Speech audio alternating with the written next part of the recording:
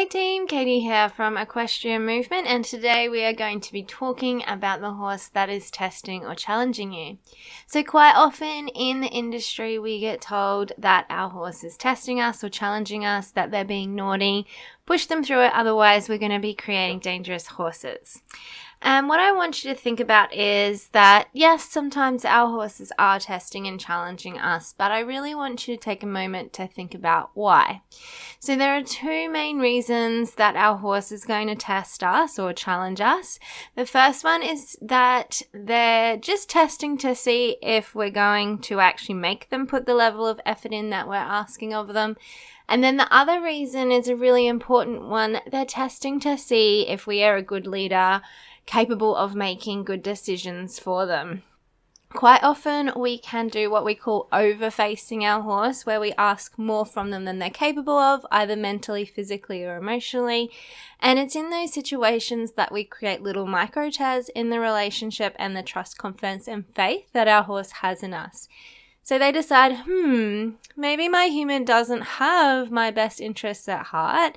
And so then they start questioning our judgment and questioning what we're asking them to do. And so then we have our horse testing and challenging us.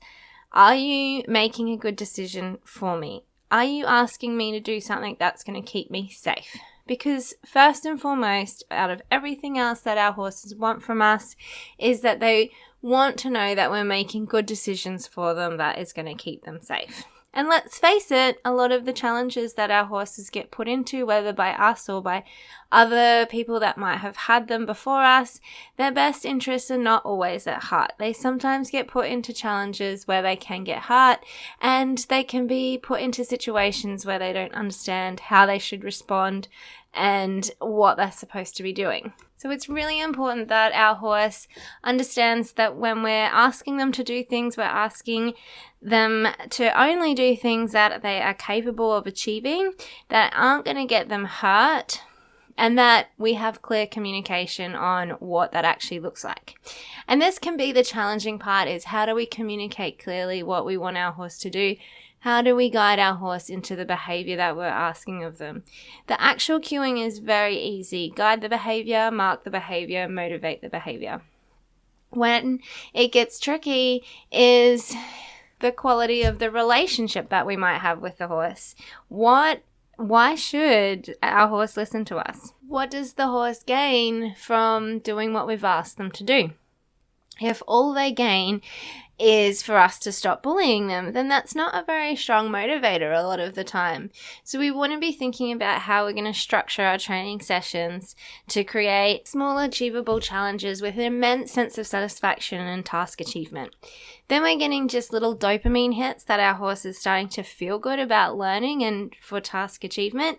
And they start seeking that language with us, looking for ways of communication, looking for ways to please us, because pleasing us feels good to them. If we focus purely on reprimanding naughty behaviors, then our horse isn't going to be told what we want them to do. We're just telling them what not to do. We're not going to think strategically and intentionally about how we can set our horse up for success.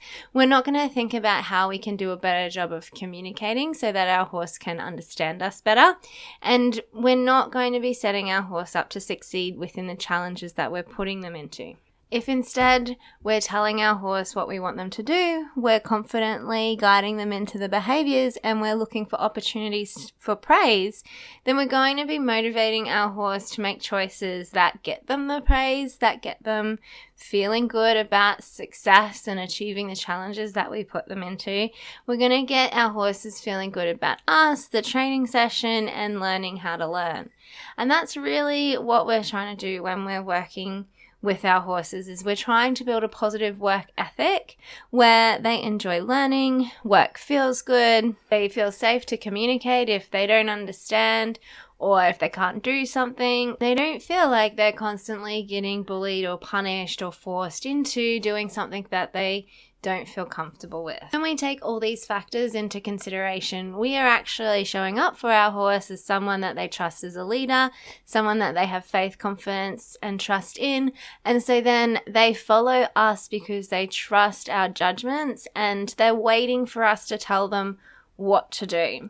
Consider this. If a toddler asked you to do something, maybe you would do it, maybe you wouldn't. Depends on who the toddler is to you.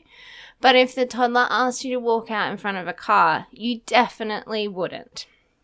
Now think about somebody in your life that you know is capable of making good decisions, that you have trust, faith, and confidence in, and you know that if they asked you to walk out in front of the car, they know that you're not going to get hurt. So maybe they know somehow it's like a trust exercise where they know that the car is going to stop and you're just doing what they ask them to do. So you need to be the person to your horse that your horse has trust, faith, and confidence in, not the toddler. You don't want your horse to see you as the toddler that isn't capable of making good, safe decisions for you. You show this to your horse by the situations that you put them into and how you manage them, and how well you are at giving your horse direction and following through on your ask. So we're starting with small achievable challenges that build our horse's faith, trust, and confidence in us, so that our horses don't need to test us to see if we are a competent leader, so that over time we build these small achievable experiences on top of each other to achieve our big audacious goals. If we start at the big audacious goal and it's too much for us, it's too much for our horse, and we both end up in a pickle, then not only do we show our horse that they can't have trust, faith, and confidence in us, but we also create little micro tears in our relationship with our horse and in our horse's faith, trust, and confidence in us, so that then even what would be seemingly the most easy and achievable goals become difficult because we've lost our horse's confidence and trust in our ability to lead, give direction, and ask them to do things that are going to be of benefit to them and keep them safe. If you want to know more about how we structure our challenges and layer our cues and our horses' experiences on top of each other to reach our big audacious goals whilst maintaining a safe, secure, and connected relationship, building trust, faith, and confidence in each other, check out our program Holistic Horse Handling and join the waitlist so that you are first to know when it opens for its next round of enrollments. Until next time, happy trails.